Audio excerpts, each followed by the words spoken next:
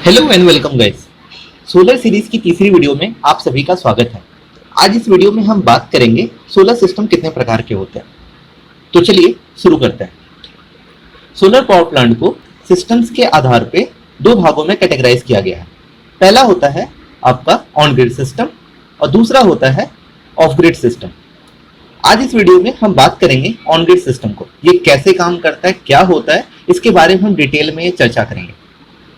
तो चलिए शुरू करते हैं। ऑन ग्रिड सोलर प्लांट को समझने से पहले हमें ऑन ग्रिड सिस्टम को समझना बहुत जरूरी है।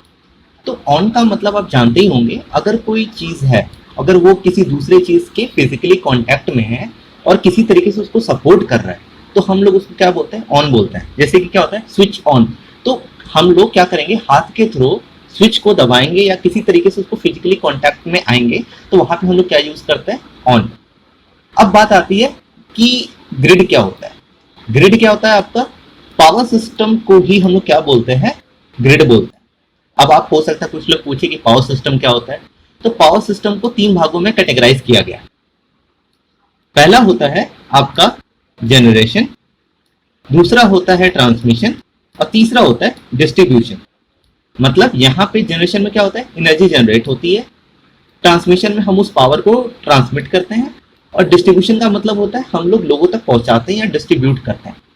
तो इन सारी चीजों को अगर हम मिला दें तो उसको हम क्या कहते हैं, पावर सिस्टम, या फिर क्या कहते हैं, पावर ग्रिड। तो यही वो ग्रिड है। अब क्या है सोलर प्लांट, मतलब वह सोलर प्लांट जो किसी न किसी तरीके से ग्रिड के कांटेक्ट में हो, उसे हम क्या कहेंगे, ऑन ग्रिड सिस्टम कहेंगे। हो सकता है, फिर से एक बार मैं बताता हूं, अगर कोई सोलर प्लांट किसी तरीके से ग्रिड के कांटेक्ट में है तो उसे हम क्या कहेंगे, ऑन ग्रिड सिस्टम कहेंगे। इसीलिए ऑन ग्रिड सिस्टम को हम लोग क्या बोलते हैं, ग्रिड इंटरैक्टिव सिस्टम भी बोलते हैं। इसका मतलब क्या है कि हमारा जो सोलर प्लांट है वो क्या कर रहा है, ग्रिड के साथ में इंटरैक्ट कर रहा है।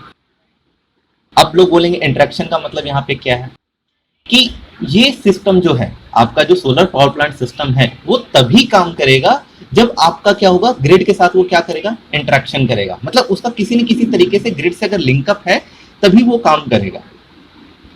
अब समझते हैं लिंक कैसे करेगा।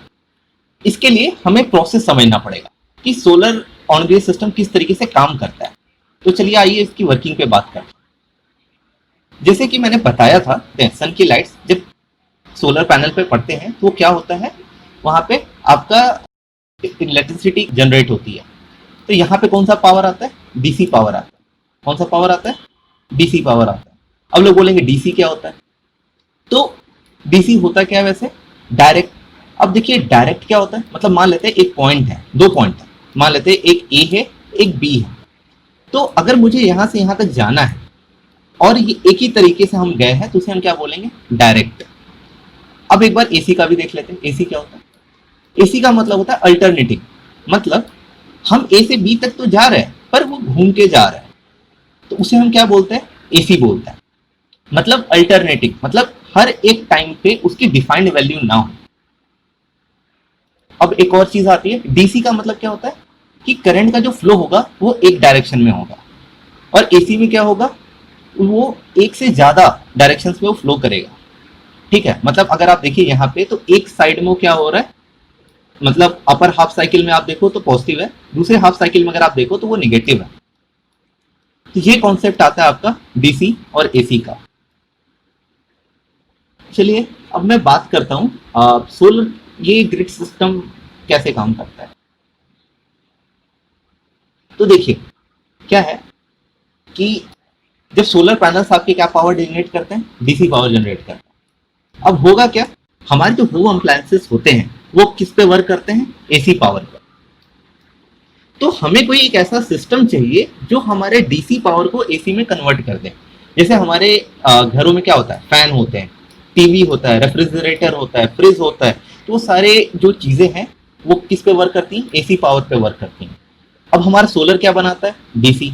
तो हमें एक ऐसा सिस्टम चाहिए जो क्या काम करे, डीसी को एसी में कन्वर्ट कर दे।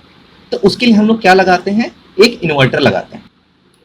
इन्वर्टर का काम क्या होता है, ये आपके डीसी पावर को एसी में कन्वर्ट करता है।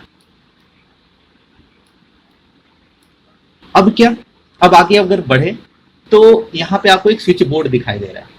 स्विच बोर्ड क्या है? ये बेसिकली ये आपका पावर सोर्स है। यहाँ पे हम लोग एक बेसिकली प्रोटेक्शन डिवाइसेस लगाते हैं। अब बोलेंगे प्रोटेक्शन डिवाइसेस क्या होती है? अगर यहाँ पे कोई फॉल्ट होता है, अगर यहाँ पे अगर कोई फॉल्ट हो जाए तो उससे प्रोटेक्शन के लिए हम लोग क्या लगाते हैं? स्विच बोर्ड लगाते हैं। यहाँ पे कभी कभी आप देखे होंगे लोग स्विच बोर्ड का एक और मतलब होता है कि ऑन स्विच ऑफ वाला जो बोर्ड होता है उसको भी स्विच बोर्ड बोलते हैं। और यहाँ पे हम लोग क्या लगाते हैं? इसके साथ में इसकी प्रोटेक्शन के लिए हम लोग क्या लगाते हैं? एमसीबी या एमसीसीबी। वो पावर कैपेसिटी के हिसाब से हम डिसाइड करते हैं क्या लगेगा। तो यहाँ पे क्या है? बेसिकली आपका इस इन्वर्टर को कंट्रोल करने के लिए क्या लगाते हैं हम लोग? एक पावर प्रोटेक्शन डिवाइस लगाते हैं। अब क्या है यहाँ पे? यहाँ के बाद ये आपका इन्वर्टर ने क्या काम कर दिया? डीसी को एसी में कन्वर्ट कर दिया। अब ये स्विच बोर्ड है, यहां से पावर क्या होता है? दो भागों में डिवाइड हो जाता है। अगर आप देखें, एक आपका चला जा रहा है नेट, यहाँ पे एक आपका जा रहा है मीटर बॉक्स में और एक जा रहा है इलेक्ट्रिसिटी कंजप्शन में।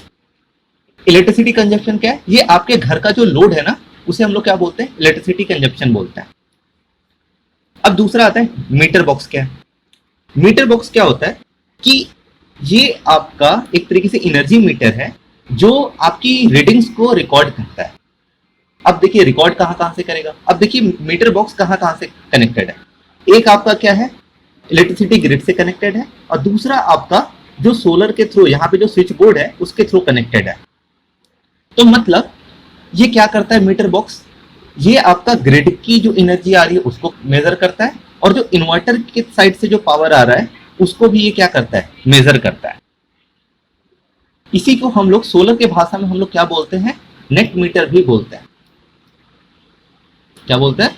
नेट मीटर भी बोलते हैं। ये तो होगी थ्योरेटिकल बात। आइए अब समझते हैं कि प्रैक्टिकली कैसे काम करता है। तो यहां से आप देखिए, ये एक घर है, ठीक है, जिसके छत पे आपको मॉड्यूल्स दिख रहे हैं। यहाँ पे आप देखिए सन है, सन की लाइट है जब सोलर मॉड्यूल पे पड़ेगी तो ये मॉड्यूल्स क्या काम करेंगे? डीसी पावर जनरेट करेंगे। अब क्या होगा?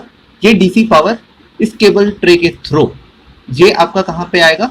इन्वर्टर में आएगा। ऊपर से पावर नीचे निकल के कहाँ आएगा? सोलर इन्वर्टर में आएगा। अब इन्वर्टर क्या करेगा? इन्वर्टर इस पावर को, डीसी पावर को एसी में क्या करेगा? कन्वर्ट करेगा। उसके बाद क्या था? यहाँ पे आप देखिए एमसीबी, प्रोटेक्शन डिवाइस, मतलब ये वही आपका क्या था? स्विच बोर्ड था। ये आपकी एमसीबी है। यहाँ पे आप देखिए, यहाँ पे एमसीबी आपको दिख रहा है। उसके बाद आप आगे बढ़ेंगे तो क्या था? यहाँ से अगर आपको प्रीवियस वाला डायग्राम याद हो तो उसमें क्या था? एक आपका इलेक्ट्रिकल कंज्यूमर में चला जा रहा था। तो वो इलेक्ट्रिकल कंज्यूमर क्या है? वो इस घर का पूरा जो लोड होगा वो होगा। इस पूरे घर के अंदर मान लेते हैं टीवी लगा है, फ्रिज लगा है, कुछ भी लगा है, तो वो उसको बताता है। ठीक है। अब क्या होता है? ये पावर, इसका एक पॉइंट जो होगा वो आपका कहाँ चला जाएगा? मीटर में। और ये मीटर किससे किससे कनेक्टेड होगा? एक आपका कनेक्टेड होगा ग्रिड से, जो आपका नियरेस्ट जो सप्लाई आ रही है वहां से, और एक कनेक्टेड किससे होगा? आपके घर के ये सोलर के थ्रू जो आ रहा है ना पावर, उसके से कनेक्टेड होगा। ये बेसिकली होता क्या? Net metre. नेट मीटर का मतलब क्या होता है कि सोलर की तरफ से जो पावर आया, ठीक है, वो कितना ग्रिड में गया और ग्रिड से कितना पावर आया है। और डिटेल में समझते हैं एक बार इसका। ग्रिड की तरफ मान लेते हैं ये आपका 10 किलोवाट का पूरा प्लांट है। ये आपका पूरा प्लांट 10 किलोवाट का है। आपने किया क्या कि अभी ये जनरेट कर रहा है, मान लेते हैं 10 का 10 किलोवाट पूरा का पूरा जनरेट कर रहा है, पर आपके घर का जो लोड है वो आपका मान लेते हैं 5 किलोवाट है। अब क्या होगा कि 5 किलोवाट जो सोलर ने जनरेट किया वो कहां जाएगा? घर के अप्लायंसेस को यूज करेगा, ठीक है। और एक्स्ट्रा कितना बचा? 5। जो एक्सेस पावर होगा वो क्या करेगा? वो ग्रिड में भेज देगा। नेट मीटर का मतलब ये होता है, ये कैलकुलेट करता है कि ग्रिड से आपने कितना पावर लिया है और आपने ग्रिड को कितना पावर दिया है।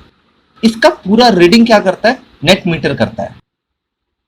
आइए थोड़ा और डिटेल में समझते हैं।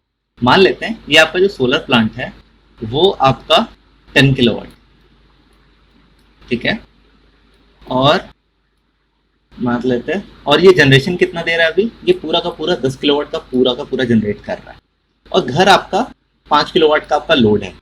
तो इस टाइम पे ये नेट मीटर कितनी रीडिंग दिखाएगा? आइए समझते हैं। कि 10 किलोवाट का लोड है, ये क्या होगा, डीसी पावर होगा। अब इन्वर्टर क्या करेगा, इसको एसी पावर कन्वर्ट कर देगा। ठीक, घर का लोड कितना है, 5 किलोवाट। तो इस कंडीशन में क्या होगा, ये पूरा का पूरा पावर सोलर क्या काम करेगा, 5 किलोवाट अपना, 10 में से 5 किलोवाट किसको दे देगा, घर को दे देगा। और एक्स्ट्रा जो 5 किलोवाट है वो कहाँ जाएगा, आपका नेट मीटर के थ्रू होते होते वो कहाँ जाएगा, ग्रिड में। तो इस टाइम पे जो आपका मीटर बॉक्स है वो क्या रिकॉर्ड करेगा, -5। मतलब माइनस का मतलब क्या है कि इसने मतलब 5 किलोवाट एनर्जी क्या है, इसने ग्रिड को दे दिया। क्या दे दिया, ग्रिड को दे दिया, डिलीवर कर दिया। अब क्या होता है, मान लेते हैं अगर प्लस कहीं पे आया तो प्लस का मतलब क्या है, इसने पावर क्या लिया है, टेक किया है, मतलब लिया है, ग्रिड से पावर ले लिया। तो एक और ऐसा केस लेते हैं जिसमें ये पावर कंज्यूम करता है। अब क्या मानते हैं कि आपका जो सन है वो 10 किलोवाट का ही है, पर इसकी जनरेशन कम हो गई। मान लेते हैं क्लाउडी मौसम था तो ये 5 किलोवाट की जनरेट कर रहा है, पर आपका जो घर का लोड है वो 7 किलोवाट हो गया। तो इस कंडीशन में क्या होगा, तो सोलर 10 किलोवाट का था, 5 किलोवाट जनरेट कर रहा है, तो ये 5 किलोवाट एसी में आएगा आपका, ठीक है। पर आपका घर का लोड कितना है, 7 है, तो ये 5 किलोवाट तक की रिक्वायरमेंट ही फुलफिल कर पाएगा, ठीक है। और इस साइड इस टाइम पे सोलर के तरफ से कोई भी पावर ग्रिड में नहीं जाएगा। पर क्या है कि आपको जरूरत कितने की है, 7 की है। तो उस कंडीशन में क्या होगा, ये आपका मीटर क्या करेगा, 2 किलोवाट एनर्जी वो क्या करेगा, वापस लेगा। किससे लेगा, ग्रिड से लेगा। अब ये 2 किलोवाट आ गया, तो यहाँ पे 5 इधर से आया, 2 इधर से आया, तो टोटल कितना हो गया, 7। तो इस कंडीशन में आपके मीटर ने क्या काम किया है, 2 यूनिट आपका रिकॉर्ड किया है, ठीक है। 2 यूनिट यहाँ पे रिकॉर्ड किया, तो ये क्या हो जाएगा, +2। पिछले वाले केस में क्या था, 10 का 10 था और आपने क्या काम किया था, 5 कंज्यूम किया था, इसने क्या काम किया था, 5 लिया था। तो ये जो रीडिंग है, तो नेट मीटर की रेट कितनी हो जाएगी आपकी, -3। यानी अभी भी आप क्या चल रहे हो, सरप्लस में चल रहे हो। तो ये आपका इलेक्ट्रिसिटी कंजप्शन है। यहाँ पे एक और कॉन्सेप्ट आता है कि जैसे कि अब हम कितने टाइम के लिए सोलर चलता है। मान लेते हैं आपका 9 to 5 सोलर बेसिकली 9 to 5 आपका जनरेशन देता है, 9 to 5। तो आपको ये देखना पड़ेगा कि कितने देर आपके यहाँ लाइन रहती है, मतलब ग्रिड कितने टाइम के लिए ऑन रहता है। मान लेते हैं आपका एक ऐसा एरिया है जहां पे बहुत ज्यादा लाइन कटती रहती है, 9 से 5 के बीच में बहुत ज्यादा लाइन ही नहीं रहती। मान लेते हैं 2 से 3 घंटे ही सिर्फ लाइन रहती है। तो उस टाइम पे आपका जो सोलर होगा वो भी कितने टाइम के लिए काम करेगा, सिर्फ 2 से 3 घंटे के लिए ही काम करेगा, क्योंकि उस ड्यूरेशन में आपका ग्रिड, सोलर तो यहां से एनर्जी जनरेट कर रहा होगा, पर इन्वर्टर आपका एसी में कन्वर्ट नहीं कर पाएगा, मतलब डीसी पावर को एसी पावर में कन्वर्ट नहीं कर पाएगा, क्योंकि इसका सिंक्रोनाइजेशन नहीं हो पाएगा ग्रिड से। इसीलिए सोलर को हम लोग, ये जो सिस्टम होता है इसी के लिए इसको हम लोग क्या बोलते हैं, GIS, ग्रिड इंटरैक्टिव सिस्टम। तो जब ग्रिड ऑन रहेगा तभी ये पावर डिलीवर करेगा। तो अगर आप सोलर लगवा रहे हो और वो भी खास तौर से ऑन ग्रिड सिस्टम लगवा रहे हो, तो आपको ये जरूर ध्यान रखना पड़ेगा कि आपके यहाँ 9 से 5 के बीच में इलेक्ट्रिसिटी कितने टाइम के लिए रहती है। अगर आपके यहाँ लाइन काफी कम रहती है तो आपको थोड़ा सोचना पड़ेगा कि मैं ग्रिड लगवाऊं या ना लगवाऊं। उम्मीद है कि आपको ये सारे कॉन्सेप्ट समझ में आए होंगे। नेक्स्ट वीडियो में हम बात करेंगे ऑफ ग्रिड सिस्टम के बारे में।